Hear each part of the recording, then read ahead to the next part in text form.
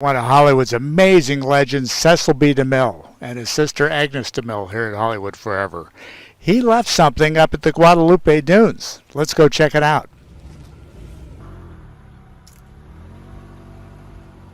It was the biggest set ever built for the most expensive movie that had ever been made. The silent version of Cecil B. DeMille's epic, The Ten Commandments.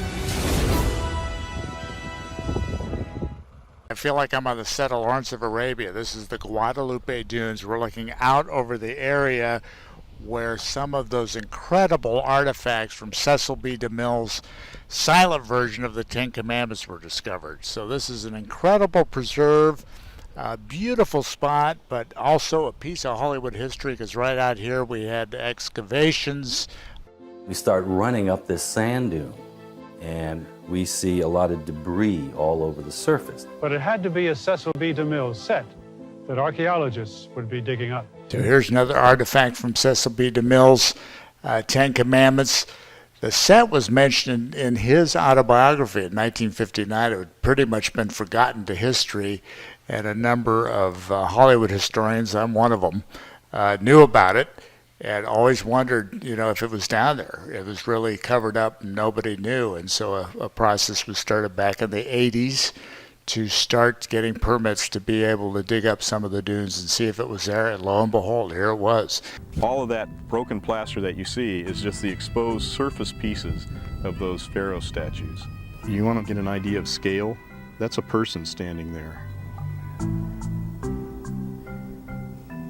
In 2012, we were actually able to do enough fundraising to lead a archaeological project out there, and they unearthed a Sphinx. That Sphinx, buried for nearly 90 years, has been partially restored and is on display at the Guadalupe Dunes Center, along with other artifacts from the film. And I'm with Alexis Elias, and she is the interim director of the center. And Alexis, I had no idea this is here, and you have the biggest collection of some of the lost articles of Hollywood history right here in Guadalupe. Yeah, we do. Most people that walk into this museum say that exact same thing. Where did this stuff come from? Yeah, I get people coming in here asking if these are real Egyptian artifacts, which is kind of funny, but wow. I mean, they look so real. But no, they are artifacts from a movie. Yeah. But it's kind of funny. They're real artifacts from a movie, right? So people often are like, wait, are they real or fake? What are they?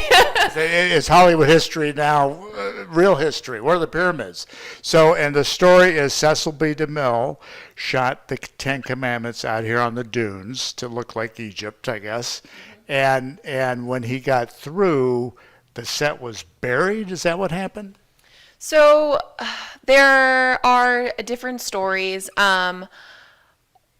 Basically, some people say buried, but because of the way that the dunes work, with the wind, it's a very dynamic ecosystem.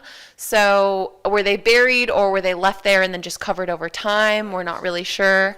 But yeah, so they were buried eventually. Yeah, and whether it was nature or man, and I know I've seen some pictures of local children back at the time playing on them and that kind of thing. So it was a little bit maybe of an attraction before they disappeared. Yeah, I think it was kind of a local secret where people would go, and we have a picture of a man standing on the Sphinx in the 30s, which is why we don't think necessarily it was buried. But we don't have any pictures of the set. We just, have that one random. No Instagram? There were no Instagram happen? Unfortunately, no. The selfies weren't happening. So tell me a little bit about, I know a documentary was made. Now, how was the center involved in the excavations? So we managed, and the acting director at the time, Doug Jensen, led the entire project. So he was actually in the sand digging. He was working with Applied Earthwork. They managed the excavation, and also we worked with Peter Brosnan, who was the director of that documentary, The Lost City of DeMille, and so everybody came together to find these objects. And I know you even had representation from local Native American. Yes, we have a Chumash representative on site to make sure that if anything is found, they can define where it's from. If it's from the 20s when they were in the set, if it's an artifact from that, or maybe if it's even older, like a Chumash artifact. Because a lot of locals were used in the film, right? Yeah, so there's actually one specific scene where they recruited residents of Guadalupe. It's the Exodus scene where the Israelites are leaving the city. So that's kind of Guadalupe's little 15 minutes of fame, where they asked everyone, bring your mom, bring your sister, bring everyone, yeah. So, I mean, Best of California, we love to cover California history. Now to switch gears real quickly, because Alexis' real background is as a scientist and preservationist, and you're here also to do what?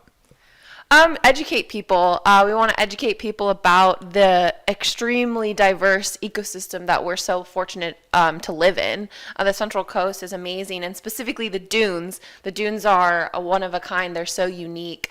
It's the largest coastal dune complex on the West Coast or south of San Francisco. There are a number of endangered species that are only found in the dunes, so it's really, really important for us to protect and preserve this area because these plants and animals will be lost. Yeah, so everything's very fragile here. And I encourage you, come to Guadalupe and see the Dune Center and meet Alexis and contribute to this place. Like any nonprofit, particularly in smaller towns, it needs support. This is a wonderful facility, particularly to see these artifacts from Hollywood history. And that's our look at the Guadalupe Dunes and the incredible story of Cecil B. DeMille's Lost City. Now let's keep going.